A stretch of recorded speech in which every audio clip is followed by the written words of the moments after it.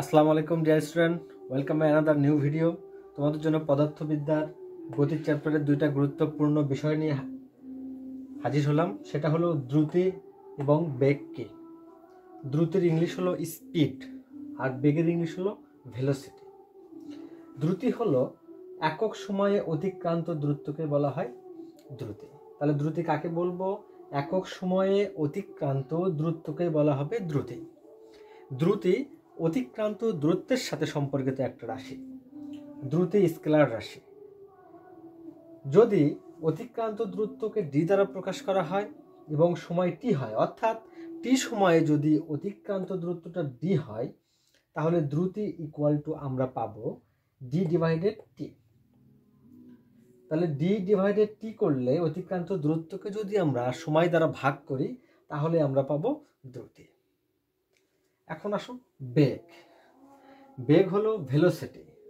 বেগটা হলো সরণের সাথে সম্পর্কিত একটা রাশি, অর্থাৎ একক সময়ে সরণকেই বলা হয় বেগ। অর্থাৎ একক সময়ে সরণকেই বলা হবে বেগ, অর্থাৎ সরণের যে হার সেটাই হলো কি বেগ। বেগ একটি ভেক্টর রাশি। যদি একক সময়ে সরণের পরিমাণ এস হয় এবং সময়টা টি হয়, তাহলে বেগ ভি ইকুয়াল টু আমরা পাবো এস ডিভাইডেড টি।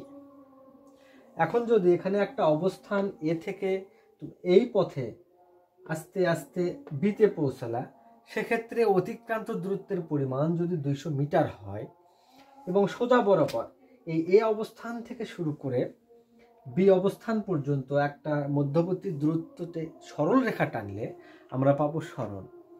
সরণটা অলওয়েজ অতিক্রান্ত দূরত্ব অপেক্ষা কম হবে। যদি সরণটার পরিমাণ 160 মিটার হয় এবং এই অবস্থান হতে বি অবস্থানে পৌঁছাতে যদি সময় লাগে 10 সেকেন্ড, তাহলে আমরা দ্রুতি এবং বেগ বের করতে পারবো। যদি আমার সময়টি দেওয়া আছে, অতিক্রান্ত দূরত্ব ডির মানও দেওয়া আছে এবং সরণের পরিমাণ এস দেওয়া আছে, তাহলে আমরা এই সূত্রতে বসালে আমরা বেগ এবং দ্রুতি বের করতে পারবো। তাহলে দ্রুতি একটি স্কেলার রাশি এবং বেগ একটি ভেক্টর রাশি। Thank you very much.